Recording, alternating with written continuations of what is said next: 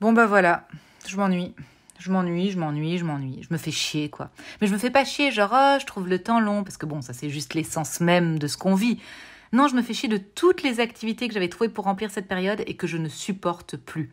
Tout ce que je faisais pour me faire plaisir ou pour m'occuper, toutes mes activités sont devenues des tâches et je m'emmerde. Les premières semaines, je prenais un plaisir dingue à cuisiner, à concocter des bons petits plats. Là, j'ai décidé que c'était pas non plus essentiel de se nourrir.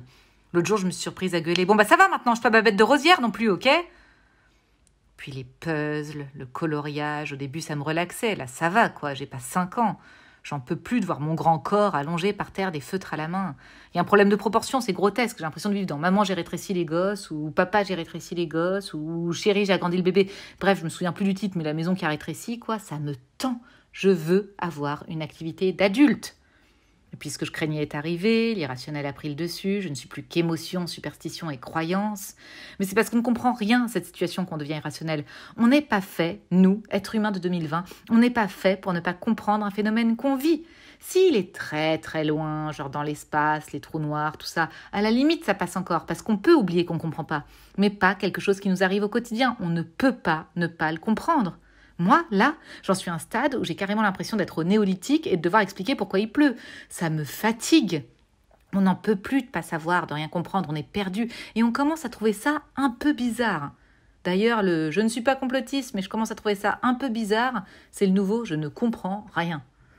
Heureusement, de mon côté, je me suis improvisée voyante, et tous mes potes aussi d'ailleurs. Oh, ça nous sauve. On se fait des consultations gratuites à distance par Skype ou par téléphone. Non mais moi, je t'explique ce que je vois là. C'est un déconfinement qui va se faire petit à petit. Je vois la mi-mai, le 16 ou le 19, enfin en tout cas deuxième partie du mois.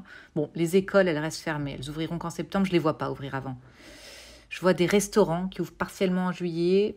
Concernant les salles de spectacle et de concert, ça se fera par jauge. Par jauge, mais je pense qu'on peut compter sur un retour à la vie normale autour de quoi? Peut-être fin octobre. Et là, t'en as toujours un au téléphone qui te dit fin octobre? Et ça se conclut systématiquement par non mais attends, moi je dis ça, j'en sais rien, hein. Ça se trouve, je dis n'importe quoi. D'ailleurs, ce serait assez honnête que les voyants terminent aussi leur consultation de cette manière. Vous allez rencontrer un homme cet hiver. Je vois qu'il vient de loin, peut-être un ami d'enfance. Quelqu'un du passé qui aurait déménagé à l'étranger, peut-être. Quelqu'un qui travaille dans une ambassade ou quelque chose comme ça. Et le client serait là, une ambassade? Et le voyant, ah non, mais je dis ça, j'en sais rien, hein. Ça se trouve, je raconte n'importe quoi. Enfin bref, pour m'aérer la tête et aussi pour recommencer à manger, parce que bon, je suis peut-être pas Babette de Rosière, mais j'ai faim, cette semaine, je suis sortie faire les courses. Écoutez, je dois dire que j'ai été très étonnée par la vie dehors, hein. Il y a des gens qui se promènent, quoi. Alors quand je dis se promener, je dis pas prendre l'air pour sa santé mentale. Non, non, non. Je dis flâner en regardant le ciel, bras dessus, bras dessous, comme si on était dans une petite brocante imaginaire, avec les mêmes arrêts, les mêmes temps que s'ils s'arrêtaient pour se mater ce vaisselier des années 50. Sauf que là, c'est une vitrine de magasin barrée par un rideau de fer. D'ailleurs, très beau ce croisillon en métal gris. Tranquillement, quoi. Ça m'irrite. Non mais moi, j'étais pas sortie depuis 15 jours. Je m'étais fait toute une idée du monde à l'extérieur. Je pensais que dehors, c'était mort. Je pensais qu'on était tous chez nous. Bah pas du tout. Ah moi, je me sens trahie là. Franchement, je me suis sentie trahie. J'ai l'impression de me retrouver dans toutes ces situations où t'es toujours la dernière conne à comprendre et que les gens te disent « Ah, t'étais pas au courant? Ah, on t'avait pas dit ?» Oh, les mignonnes. Mireille, t'entends ça? Elle savait pas qu'elle avait le droit de sortir. La lourdeur. Je sais pas, moi, je demande pas aux gens d'être dépressifs, mais ils pourraient au moins faire semblant de marcher dans un autre but que juste prendre le soleil et profiter des températures. C'est très humiliant, ces comportements, pour les gens qui, comme moi, ne sortent que tous les 15 jours en marchant vite et en ne faisant qu'expirer dans un petit bandana. C'est très humiliant. Là, devant le supermarché, on était tout un groupe masqué à faire la queue à 1,50 m de distance en fixant nos pieds. Puis trottoir d'en face, au soleil, la vie normale, tendance printemps-été 2019, cette division des mondes, là. D'autant plus que devant moi, un type faisait la queue. Quand ça a été son tour, je peux vous dire qu'il n'y est pas du tout allé en se promenant, hein. Le gars a carrément couru dans le magasin. Ah bon, c'est pas ce qu'il lui a pris, il a couru. Couru. Je me suis dit que c'était sans doute ça que devaient ressentir les gagnants de la roue de la fortune à l'époque, là, quand à la fin ils avaient 1 minute pour tout embarquer sur le carrousel au cadeau. Bon, sauf que là on paye et qu'au lieu de prendre une bagnole et un robot ménager, c'est du PQ et des pâtes. Mais ça m'y a fait penser quand même. Ça a enfin fini par être mon tour. 45 minutes à expirer dans un bandana en fixant le dos de quelqu'un, c'est long, je vous le dis. J'ai fait mes petites courses, j'ai rempli mon petit caddie, et là, très vite, je ne sais pas comment c'est arrivé, je ne saurais pas l'expliquer.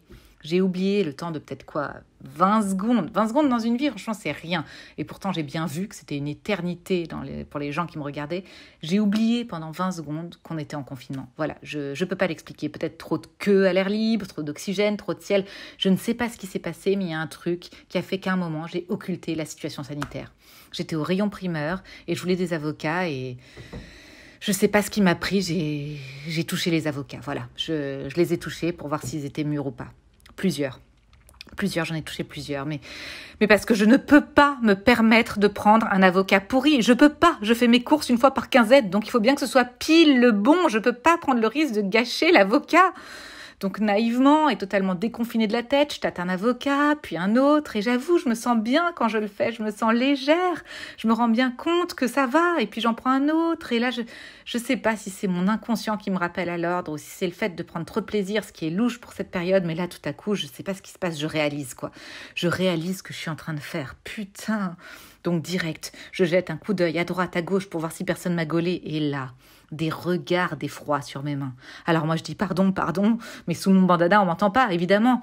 Et je sais pas pourquoi, mais du coup j'ai le réflexe de tâter tout ce qui vient, comme pour faire semblant que c'était un toc, mais surtout pas une volonté de tâter, voyez. Donc je tâte une cagette, je tâte un sac en craft, je tâte toutes les étiquettes avec les prix au kilo frénétiquement, je tâte tout, je tâte même ma gueule, je me mets à tâter ma gueule, et là je me dis, oh, il faut surtout pas se toucher le visage. Ils le disent dans les règles de pas se toucher les visages, putain de merde.